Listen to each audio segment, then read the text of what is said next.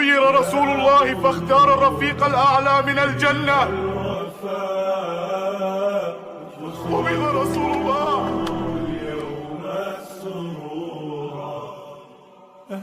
قطع الله ألسنة من يزعم أن رسول الله صلى الله عليه وسلم توفي.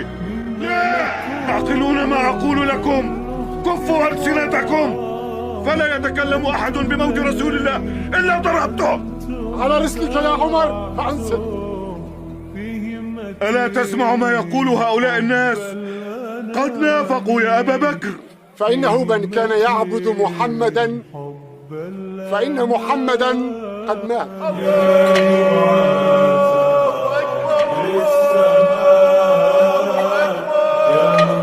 أشهد أن محمدا رسول الله.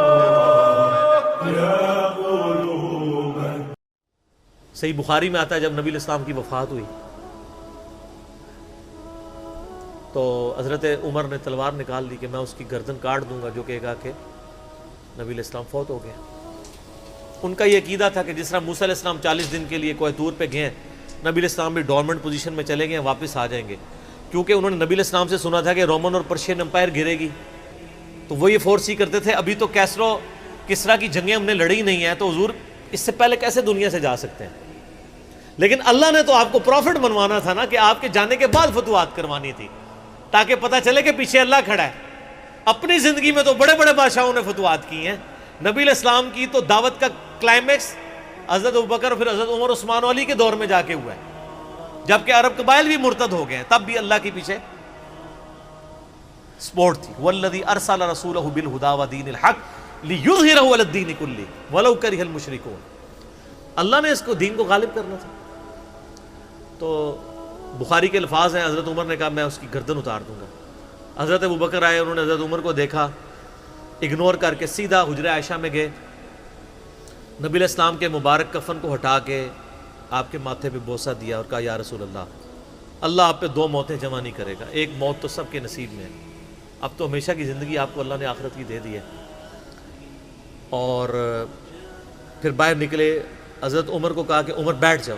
حضرت عمر نے بات نہیں سنی تو حضرت بکر ممبر کی طرف چڑھے، ممبر پہ چڑھے اور لوگوں سے کہا کہ عمر کو اس کے حال پہ چھوڑ دو.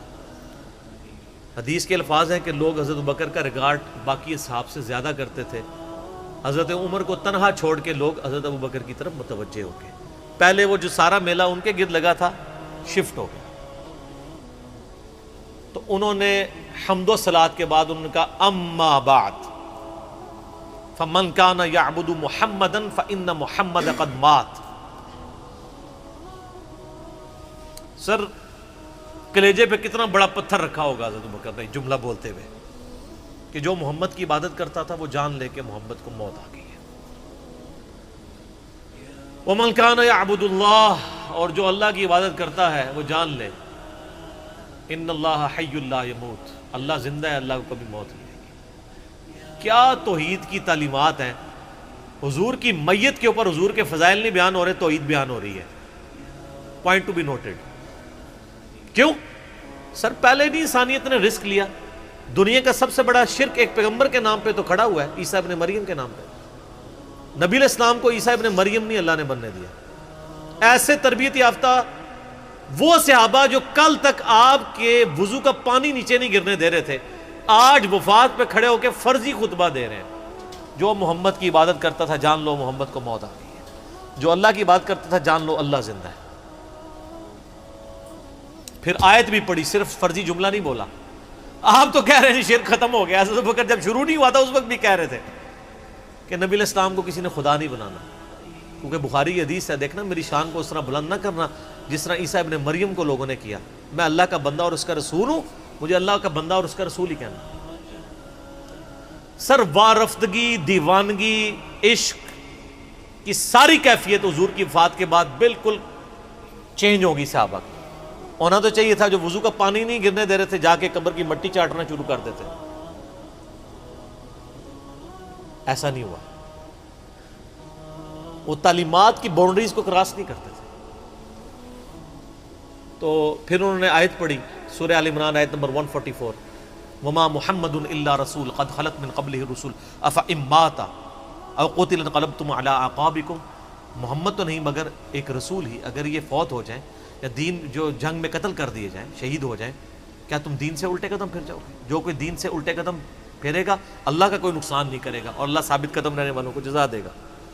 پھر سورہ الزمر کی آیت نمبر 30 پڑھی، انک میت وانہم میتون، اے نبی تمہیں بھی مرنا ہے اور ان کو بھی موت آنی ہے، تمہارے مخالفین کو، پھر تم اللہ کے حضور جھگڑو گے، اللہ تمہارا فیصلہ کرے گا۔ یہ سیدنا ابوبکر کی حضور کی وفات کے وقت استقامت تھی۔ پھر جھگڑا کھڑا ہو گیا، حضور کو دفنانا کدھر ہے؟ جامعہ ترمذی میں حدیث ہے، سیدنا ابوبکر کہتے ہیں کہ میں نے نبی علیہ السلام سے یہ بات سنی تھی کہ اللہ اپنے پیغمبر کو وہیں پہ موت دیتا ہے جو اس کے لیے سب سے پسندیدہ جگہ اللہ کے نزدیک ہوتی ہے، تو حضور کی جو چارپائی ہے نا اس کے نیچے ان کی قبر کھودو، وہاں پہ اللہ نے ان کو موت دی۔ پہلے صحابہ میں رائے نہیں طے ہو رہی تھی کہاں دفنانا۔ پھر سنن نسائی الکبریٰ کے اندر پورا وفات النبی چیپٹر ہے، سنن ابن ماجہ میں بھی موجود ہے کچھ حصہ اس کا۔ پھر لوگوں نے پوچھا کہ نبی علیہ السلام کا جنازہ ہوگا؟ انہوں نے کہا ہاں ہوگا۔ اسی طریقے سے تکبیر کہو اور سورہ فاتحہ اور اس کے بعد درود شریف اور اس طریقے سے 4 تکبیرات پڑھو۔ لیکن ایک فرق تھا کہ نبی علیہ السلام کو پروٹوکول صحابہ نے دیا ہے کہ آپ کی جو جنازے کی نماز ہے نا وہ جماعت کے ساتھ نہیں ہوئی۔ صحابہ نے یہ پروٹوکول دیا کہ حضور کی میت کی موجودگی میں بھی کوئی شخص امامت نہ کروائے۔ حجرے میں ایک طرف سے لوگ داخل ہوتے تھے، اکیلے اکیلے جنازہ ادا کرتے تھے، اور ڈیٹیل میں آتا ہے 2-3 دن تک جنازہ ہوتا رہا۔ پہلے یعنی مرد داخل ہوئے، اس کے بعد بچے، غلام، پھر عورتیں، اس طریقے سے سب نے جنازہ پڑھا۔ ظاہر ہے 1 لاکھ سے زیادہ لوگ تھے جنازہ پڑھنے والے۔ اس موقع پہ بھی سیدنا ابوبکر کی آپ استقامت دیکھیں، ورنہ حضرت عمر کتنے سٹرانگ اصحاب کے مالک تھے، ان کی حالت آپ دیکھ لیں۔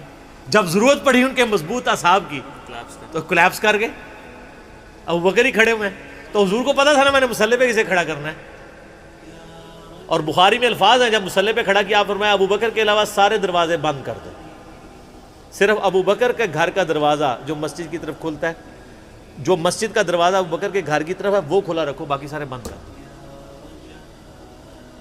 تو نبی علیہ السلام کو یہ پتا تھا کہ کس لیول کا کس بندے کا یعنی ایمان ہے، اس کے اعصاب ہیں۔ اور بخاری کے الفاظ ہیں جب حضرت ابوبکر نے خطبہ دیا، حضرت عمر کہتے ہیں میرے پاؤں میرا بوجھ نہیں اٹھا سکے، اور مجھے یقین آ گیا کہ حضور فوت ہو چکے۔ یہاں قرآن و حدیث سن کے کسی کے کان پہ جوں تک نہیں رنگتی، وہاں پہ حضرت ابوبکر کا خطبہ اور آیات سن کے حضرت عمر کہہ رہے ہیں کہ میرے پاؤں میرا بوجھ نہیں اٹھا سکے، کہ یہ تو واقعی یہ تو قرآن کی آیت۔ اور اس میں بخاری مسلم صحیح بخاری میں الفاظ ہیں کئی دن تک ہم جب بھی صحابہ ایک دوسرے کو ملتے تھے تو یہی آیت سنایا کرتے تھے، ما محمد الا رسول قد خلت من قبلہ الرسل افئن مات او قتل انقلبتم علی اعقابکم، کہ محمد تو نہیں مگر ایک رسول، انہیں بھی تو موت آنی ہے، تاکہ ہمیں یہ یقین آ جائے کہ حضور دنیا سے چلے گئے۔ تو یہ صحابہ کرام علیہم رضوان کی نبی علیہ السلام کے ساتھ عقیدت تھی، اور سیدنا ابوبکر آپ کو بالکل صف اول میں نظر آئیں گے، ٹاپ آف دا لسٹ، معاملات کو ہینڈل کرنے میں، چیزوں کو بالکل من و سنت کے مطابق ڈھالنے میں، اور ہر معاملے میں رجوع لانے کے اوپر، اور اہل بیت کے ساتھ کمٹمنٹ کے اوپر، ہر مسئلے میں آپ کو حضرت ابوبکر صدیق کی قربانیاں ٹاپ آف دا لسٹ نظر آئیں گی۔ تو بات کہاں سے کہاں شروع ہوئی، فی البدی میں تو اور گھنٹوں بول سکتا ہوں، مجھے اتنی حدیثیں یاد ہیں یہ فضائل کے اعتبار سے۔ آخر میں حصول برکت کے لیے میں وہ حدیث بیان کروں گا جو میں اکثر بیان کرتا ہوں۔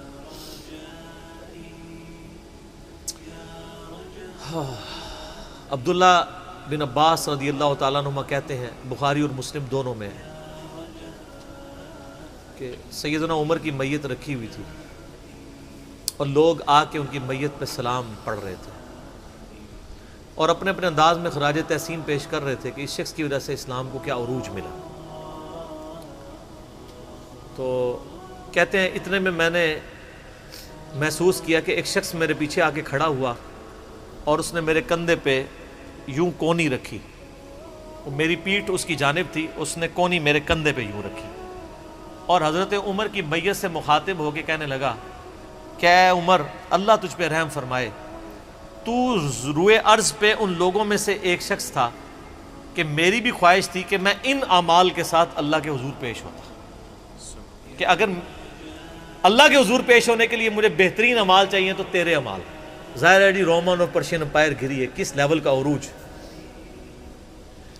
کیونکہ میں نے رسول اللہ صلی اللہ علیہ وآلہ وسلم سے بارہا سنا تھا، میں ابو بکر اور عمر داخل ہوئے، میں ابو بکر اور عمر نکلے، میں ابو بکر اور عمر نے یہ کیا، تو مجھے بڑی امید تھی کہ تم اپنے دو ساتھیوں سے جا ملو گے، یعنی رسول اللہ اور ابو بکر کے ساتھ صلی اللہ علیہ وآلہ وسلم رضی اللہ تعالیٰ۔